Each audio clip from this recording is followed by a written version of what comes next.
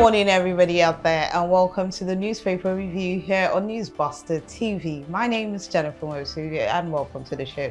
And as usual, it will be our usual analysis of the headlines and different stories from several newspapers I have spread out here before me this morning.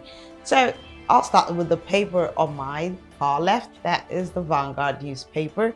And from the Vanguard above the masthead, we have several headlines. I'll start with the one at the very top. It says banks, insurance firms, others contribute 1.72 trillion naira to economy. That story is on page 19 of the Vanguard, and it's quite telling. I mean, so many charges, even those charges that we asked, why are these charges and surcharges being made? I guess it's all a pointer to where the money goes. So you can get that story on page 19. And from that story, the three bars still above the masthead. NNPP's BOT suspended kwankwaso over alleged anti-party activities. It was quite a scenario yesterday at the NNPP secretariat. You know, there was counter removals and removals. So if you want to get into that, just check out that story on page 9. And on page 8, Lagos Cabinet, Obasa eyeballs Sanwo-Olu over uncleared nominees. It said there's quite a bit of tension going on between the Speaker of the Lagos State House of Assembly and the Governor of Lagos State, Obasa and Babajide Sanwo-Olu. But I don't know if it's personal, but there has been that speculation since the nominees for commissioners in the state were brought in, and a couple of them were totally not cleared or chosen, you know, despite the nominations from the governor. But more on that story on page 8. Then on page 20, Zenith Bank names Juliet Ehimwa non-executive director. Juliet Ehimwa is the past director of Google West Africa, and she's also director of Beyond Limits. She's quite a seasoned woman in the financial and power world. In Forbes, she's named amongst one of the 20 most influential women in Africa. So she has been named a non-executive director on the board of Zenith Bank. So I think she'll take a lot over her expertise and style there. All right, back to major story. It's the big story. How FG can execute roadmap for economy. This is coming from the NESG, OPS and others. And it says ministers must set specific national targets. And that's coming from the NESG. And strong coordination among ministers critical. That's coming from NECA. And nationwide security precondition for success. That's coming from another group, Edun. Right. All right, we see pictures of the Minister of Communication, Wale Edun. He's the Minister of Finance, and he's also coordinating Minister of Economy. Sorry about that, not education. And NECA's Director General Adewale Smart Oyerinde. And there's also the CEO of NESG in the person of Tayo Aduloju. All right, and more stories from that front page on page 13 on insecurity. Niger governor says we're discussing with bandits to drop arms. And on page 9, the 4.2-kilometer runway, federal government votes 825.8 million naira to compensate Abuja indigents. That's the runway been taken from the indigents of Abuja, the Gwari people, I believe. So they're going to get some compensation, but it's 825.8 million naira enough to go around for those people for displacing them from their traditional homelands? Well, the government knows better. Page 9 gives you that read. And on page 25, governorship campaign cancelled. APC reverses disowns list with Wike's name. Page 25. Refuse dumps on Apapa Oshodi Expressway unacceptable. That's coming from the Minister of Works, Dave Umhai. And Baba Ahmed says democracy's ragged salesman. And there's a bit of a rider there. Bolala has his own commentaries on restructuring or reconfiguring the country. And on sports, indomitable Lions recall Onana. So that is ahead of the AFCON qualifier. So check out those stories and more from the Vanguard newspaper this morning. And from the Vanguard, it's the New Telegraph. The New Telegraph has above its masthead cooking gas. Scarcity looms as foreign exchange squeeze stalls 255 billion naira LPG import. And of course, we know that a lot of people use the liquefied petroleum gas known as cooking gas, and that it's going to become quite scarce based on the foreign exchange that is not easy to come by these days, and importers bemoaning one fate or the other. So that is currently what is going to make cooking gas scarce. I'm not saying you should buy and stock up. It's not good to stock up gas for a long time. You can get that story on page 3. It continues there. And still below the masthead, Rep summon AGF, CBN, remitter, others over NHF deductions and remittances. And good news there for a lot of people who have been bemoaning what might occur, as Cameroon has stopped the release of the Lagdo Dam water. You can get that story on pages 2 and 3, because NEMA and the federal government have been announcing that evacuations across several states that dam flooding might affect. So the Cameroon has said they are not going to reopen that dam for now. Good one. And still on the anti-party activities, NNPP BOT suspends kwankwaso for 6 months. Bayelsa Guba, APC names Wike member of campaign council. And Soludo, the governor of Anambra State and former Central Bank of Nigeria governor, says subsidy payment is a scam. Says state government got 2 billion naira palliatives from the federal government. I guess he's talking about his state, Anambra State. The major story from the New Telegraph on pages 2 and 7. We're facing economic challenges, our traders tell APC. And a bishop says Nigerians are suffering. And on food security, the president says that the price of fertilizers will be reduced. He said this through the Vice President Kashim Shettima. And on page 8, how NNPCL service agents under dispense fuel. I guess a couple of videos trended yesterday about fuel attendants and petrol service attendants using some kind of pipes to siphon petrol. They're actually selling to motorists, some very questionable means of service. So we might want to get to that story on page 8. And a good one from page 7. City Index report says that Lagos ranks the 5th best African city to live and work in. Oh well, I don't know about a lot of people, but Lagos, is it all that? But they say we're number 5 for best African cities to live and work in. And on page 28, this is a bit of entertainment. Rema's Countdown becomes first song to chart on US Billboard for 1 year. I actually had that song on repeat mode on my way to work this morning, but that's a good one for Rema and a very good positive image for Nigeria. All right, and another one from the IPOB warlord Nnamdi Kanu. He says it's an insult to beg federal government to release him. And this is coming from several groups, House of Representative members, members of Ahaneze, who have been making a plea for his case. Well, I think he should be mouthy when he comes out, not while he's still in incarceration.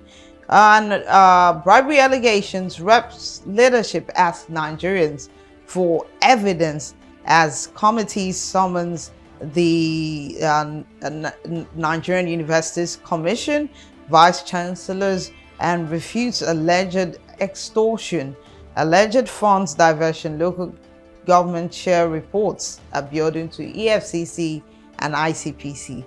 Well, it's a fight against corruption, but let's see how far that fight can go. And on page 28, a study, an independent study says air pollution shortens lifespan. We should all know that, all with that carbon emission. All right, that's from New Telegraph and from the Nigerian Tribune. Quite a lot of interesting reads here this morning. And above the masthead, we see from page 28, there's a picture of the Inspector General of Police, Kade Egbetekun. But what does that story say? It says, police arrest 67 for alleged involvement in same-sex wedding in Delta. Over the weekend, there were several viral videos that trended about some people who got involved in the same-sex marriage in Delta State. Of course, as we know, according to the laws of Nigeria, same-sex marriages and prohibited, and such relationships are not encouraged. I'm not trying to sound socially correct here or morally correct, but oh well, we want to see how this case can actually go, because in most cases, when these cases are brought up, you just hear about them and it dies down. But let's see how it goes. And the major story, major talks, Atiku, kwankwaso will be on wild goose chase. This is coming from the APC, as they say, that merger that the NNPP, the PDP, and the Labour Party are planning, it's not going to see the light of day. And the writer to that story says, NNPP Board of Trustees suspends kwankwaso for 6 months. I think I've gone on about that story severally. You can get it on page 13. And on page 5, 53-year-old Prince Oyebola emerges new Asheyi. I hope I got that pronunciation right.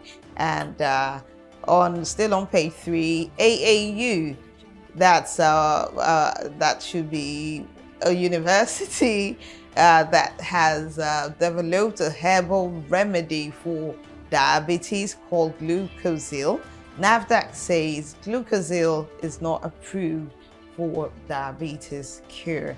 You can get that story on page 3. And still about Lagos ranking 5th as one of the best African cities to live and work, on page 16. And on Bayelsa 2023 upcoming gubernatorial elections, confusion as the APC denies campaign committee list. And of course, I think Wike and Akpabio were mentioned on that list, which has been purported as fake. You can get that story on page 8. And there's a picture there. It shows officials of NEMA, that's the National Emergency Management Agency, monitoring the water level at River Benue entry point. And that goes into Yola in Adamawa State. And of course, this is following the report of the release of water from the Lagdo Dam in Cameroon. But the Cameroonians say they're not going to open that dam up yet. All right, and on page 5, palliatives, how Oyo, Oshu, Ogun, Ekiti, others plan their distribution. And Wike makes a case for FCT to get, their share of the palliatives. And Oyo is set to spend 8 billion naira sharing out palliatives, indigents and residents in the state.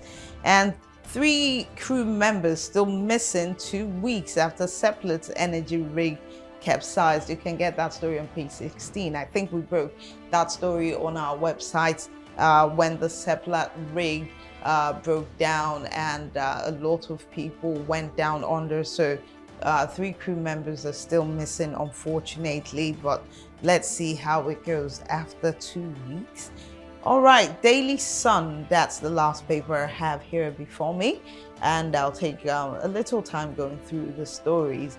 And just by the masthead, it says, job racketeering probe, reps panel summons NUC and VCs, and a bit of a dry through there. And of course, the Nigerian Universities Commission and vice chancellors were summoned over job racketeering, people having to pay to get jobs in all those institutions. So The committee looking into that has summoned them. Also, the central bank governor, others, over NHF deductions and remittances. A lot goes on in this country that a lot of people are not even aware of. All right, we see below the masthead Abdul Salami, ex-head of state, to chair the Sun representation. And the major story from the Daily Sun, it's on the Bielsa's gubernatorial poll. Confusion as APC, PDP name Wike in campaign committees. So, also named by the ruling party as the Senate President, the Secretary to the government, George Akume, Gombe Governor Okonjo-Iweala, and NNPP has suspended Kwankwaso over his alleged romance. When I talk about romance, I'm talking about Diddy Daniel, not that kind of romance with the president. So, these are a couple of things coming up from Bielsa State, based on the governorship elections that will soon take place there. And there's a picture there of the former head of state looking very gentlemanly, with the Sun's publisher, Mr. Umhai, and he's receiving a copy of a book titled The Making of Modern Nigeria from Pre-Colonial Era to Date. All right, nice one there. And states begin sharing of palliatives. Group urges Southeast governors to avoid discrimination. You can get that on page 7, why that group is urging the governors in the Southeast not to discriminate. And of course, that discrimination is pointed at sharing palliatives, not just to indigents, but residents who are in that state, because everybody went through the hardship together. All right, and Chicago Versity blocks Twitter, LinkedIn accounts over Tinubu, as the institution has been inundated by flurry of requests by Nigerians for president's academic records. It was quite a day yesterday on that social media app, X, formerly known as Twitter, where a lot of Nigerians were calling out, the administrators in Chicago University to release records of President Tinubu's academic qualifications. I think the inflow, the traffic was just too much. That account had to be blocked. But a lot of things have been coming on from there. I dare say that when, things are in doubt, there should always be room for clarification, because it makes up for accountability to the people. As a public servant, you're there to serve the people. You're there on a pedestal of truth and integrity. So why flaw it if what you claim about yourself to be true? So I think the president and his media team, or whoever does damage control for him, should at this point bring out the necessary credentials, documentations, accreditations, and let people just put this matter to rest. All right, moving on. Police burst gay wedding, arrest couple alongside over 100 guests in Delta. I talked about that before. You can get that story on page 4. And on page 2, banks distress borrowing from Central Bank of Nigeria hits 12 trillion naira in 8 months. I thought we were meant to have a National Deposit Insurance Corporation. Why is this turning out to be distressful for the banks? And 12 trillion naira in just 8 months, that is way over the top. How much do customers, get? And we're talking about from the time when cash was scarce. So how can 12 trillion naira rightfully be borrowed to serve customers' needs?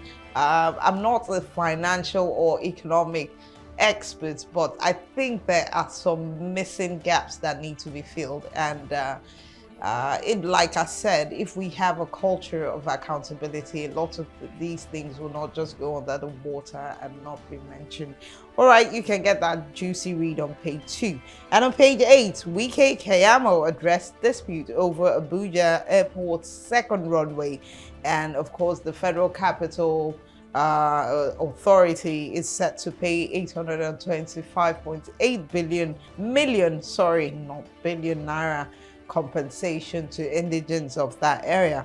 That's coming from Wike, who's the FCT minister. And on page 8, Archbishop Chukwuma charges tribunals not to pervert justice, admits all eyes on the judiciary. That has become cliche. That quote is everywhere. I think I've seen a couple of billboards and t-shirts with the all eyes on the judiciary inscription. And that is to say that, you know, the people are looking up to the judiciary in faith. If there have been any flaws during the past elections, we're hoping for rectifications, or we're hoping to see, you know, stands duly being taken if all things being equal are followed. So all eyes still on the judiciary. And Enugu is set to unveil an all-year-round tourism calendar as the governor Mba woos investors. That's on page 8. And Tinubu appoints new NDDC boards, names ABA chairman and Umuku as the MD of that commission, the Niger Delta Development Commission. The last board has been dissolved. Of course, they had people like Loretta Onoche, who was a former presidential spokesperson or advisor to President Buhari. But now ABA, Chedu ABA from Delta State, is the chairman. We've got Umuku and a couple of other peoples from the Niger Delta states, and of course some others in that board based on federal character. And all appointments are to take place with immediate effect. And those are some bits of stories from the papers. We've got several other news. I think I'll do a bit of sports, as Arsenal and Napoli who talked to sign on Osimhen by next year. So reportedly there have been talks between Napoli to sign our Super Eagles red hot striker Victor Osimhen, and there are still 4 days left in this summer's transfer window, but we hope they make the best of it. And Nigeria wins 7 medals at 2023 World Powerlifting. Our Paralympians are really good, and this is a great one from them. And Team Nigeria also gears up for Africa Para Games, and Igali applauds sports minister's appointment. You can check out page 27 of the Daily Sun for more stories. And another bit of breaking news from the West African country of Gabon. There has been another military coup in that country. It seems a lot of military depositions are going on across West Africa, and I think this is a very strong lesson to our leaders, both in Anglophone and Francophone West Africa, to take note, because you cannot always ride onto power on the tail of destruction or hoping to trample on people's rights. These things get in the way. People get angry. People will stage uprisings. For the Gabonese people, the president who was just ousted, Ahmed Bongo, his family, his father, Umar Bongo, had been in power since 1967. So one family holding on to power as if it's a title they have to hold. No, that can't be taken anymore by the people. So that has happened in Gabon. That's breaking news from us. All right, it's been a great time bringing you the latest developments in Nigeria and across the world. And of course, if you want to be better informed, visit our website at www.newsbusterng.com to get the latest news as it's dropping while it's hot. And make sure you're with us tomorrow as we bring you more stories. And I hope you have a wonderful day ahead. From me, Jennifer, do have a pleasant day and see you all tomorrow. Bye now.